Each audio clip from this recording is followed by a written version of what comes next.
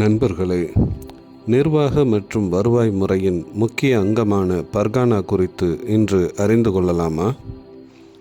இடைக்கால மற்றும் நவீன காலத்தின் தொடக்க இந்தியாவில் பர்கானா என்பது பல கிராமங்களின் தொகுப்பை கொண்ட ஒரு முக்கிய நிர்வாக மற்றும் வருவாய் துணை மாவட்ட அலகாக இருந்தது. சுபாவின் என்ற துணை அலகான மகாலுக்கு இணையான பர்கானா அல்லது பெர்குன்னா என்ற சொல் முதலில் டெல்லி சுல்தானியத்தால் அறிமுகப்படுத்தப்பட்டது. இது பின்னர் முகலாய பிராந்திய அமைப்பின் அடித்தளமாக அமைந்ததுடன் பிரிட்டிஷ் ஆட்சியின் போதும் நீண்ட காலம் தக்க வைக்கப்பட்டது. முகலாய பேரரசு சுபாதார் தலைமையிலான சுபாக்கள் அல்லது மாகாணங்களாக பிரிக்கப்பட்டது. இவை மேலும் சர்க்கார்கள் அல்லது தரப்புகளாக பிரிக்கப்பட்டன. அவை மேலும் பர்கானாக்கள் அல்லது மஹல்லாக்கள் என்று அழைக்கப்படும் கிராமங்களின் குழுக்களாக பிரிக்கப்பட்டன. அளவை பொறுத்து பர்கானாக்கள் மேலும் பீர்கள் அல்லது மௌசாக்களாக பிரிக்கப்பட்டன. இவை ஒன்று அல்லது அதற்கு மேற்பட்ட கிராமங்களையும் சுற்றியுள்ள கிராமப்புறங்களையும் கொண்ட மிகச்சிறிய வருவாய் அலகுகளாகும். ஒரு பர்கானா என்பதை புரிந்து கொள்ள அதை ஏகாதிபத்திய ஆட்சியின் அடிமட்ட அடுக்காக, அதாவது ஒரு நவீன தாலுகா அல்லது வட்டாரமாக கருதுவதே சிறந்ததாகும்.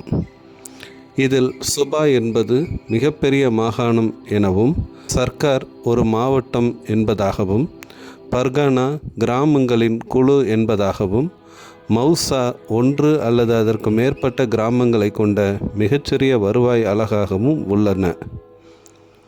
பர்கானாவின் முக்கிய அதிகாரிகள். சட்டம் ஒழுங்கு மற்றும் வரிகளை மேற்பார்வையிட ஒவ்வொரு பர்கானாவும் தனித்தனி அதிகாரிகளால் நிர்வகிக்கப்பட்டது. ஷிக்தார் சட்டம் ஒழுங்கை பராமரிப்பதற்கும் ஏகாதிபத்தியத்தின் ஆணைகளை அமல்படுத்துவதற்கும் பொறுப்பான தலைமை நிர்வாக அதிகாரி ஆவார். அமில் அல்லது கர்கொன் நில வருவாயை மதிப்பிடுவதற்கும் வசூலிப்பதற்கும் முதன்மையான பொறுப்பான அதிகாரி ஆவார். கானுங்கோ நில பதிவேடுகளின் பாதுகாவலர் ஆவார். நில உடைமைகள், உரிமை மற்றும் உள்ளூர் பழக்க வழக்கங்கள் தொடர்பான ஆவணங்களை பராமரித்த பரம்பரை அதிகாரிகள் கானுங்கோ ஆவர். சௌத்ரி என்பவர் விவசாய சமூகத்தை பிரதிநிதித்துவப்படுத்திய மற்றும் வருவாய் வசூலுக்கு உதவிய உள்ளூர் தலைவர் ஆவார். உள்ளூர் சமூக பொருளாதார நெறிமுறைகளை பொறுத்தவரை பர்கானாக்கள் அதிக தன்னாட்சி பெற்றிருந்தன. ஒவ்வொரு பர்கானாவும் பர்கானா தஸ்தூர் என்று அழைக்கப்படும் தனக்கே உரிய குறிப்பிட்ட நில உரிமைகள் மற்றும் பொறுப்புகளை பராமரித்தன. மேலும் வாடகை, வரிகள் மற்றும் எடைகள் மற்றும் அளவுகள் தொடர்பான தனித்துவமான உள்ளூர் பழக்க வழக்கங்களை பர்கானா நிரிக் என்ற பெயரில் பராமரித்தன.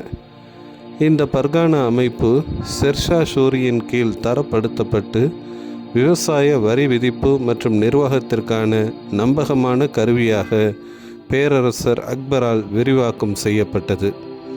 கிழக்கிந்திய கம்பெனி வரி நிர்வாகத்திற்காக பர்கானா முறையை அப்படியே வைத்திருந்தது. இருப்பினும் 19ஆம் நூற்றாண்டின் நடுப்பகுதியில் பிரிட்டிஷார் இந்த பாரம்பரிய அலகுகளில் பலவற்றை படிப்படியாக நீக்கி அவற்றுக்கு பதிலாக நவீன தெஹ்சில் மற்றும் தானா எனப்படும் காவல் நிலைய வலை அமைப்புகளை உருவாக்கினர். இந்த அமைப்பு மேற்கு வங்காளத்தின் வடக்கு 24 பர்கானாஸ் மற்றும் தெற்கு 24 பர்கானாஸ் மாவட்டங்களில் இன்றும் பிரபலமாக நிலைத்திருக்கிறது.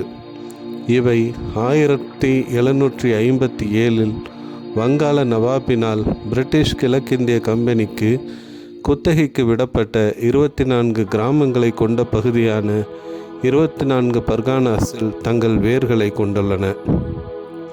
ஒடிசா மற்றும் ஜார்க்கண்டின் சந்தால் பழங்குடியினரிடையே பர்கானா என்பது முக்கிய சமூக பிரச்சனைகளை தீர்க்க பயன்படுத்தப்படும் கிராமங்களுக்கு இடையேயான மதச்சார்பற்ற மன்றங்களையும் குறிக்கிறது.